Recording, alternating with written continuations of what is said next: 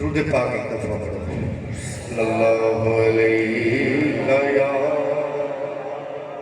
रसूल अल्लाह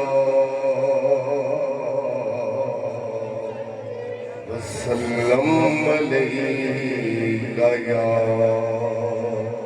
हबीब अल्लाह।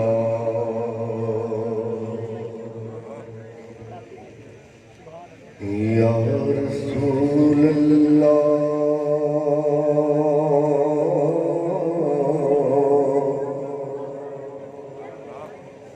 तेरा जश्न आमद मनाते रहेंगे,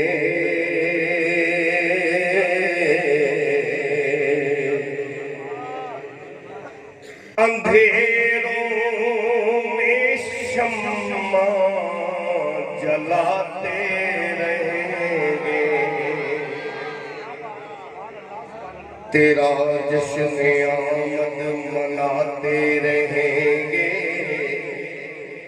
अंधेरों में शम्मा जलाते रहेंगे।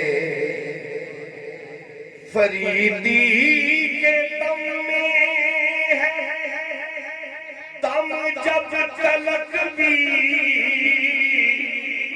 तेरी पाक महफिल सजाते रहे।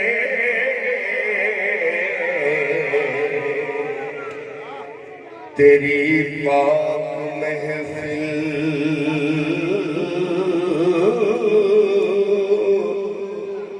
सजाते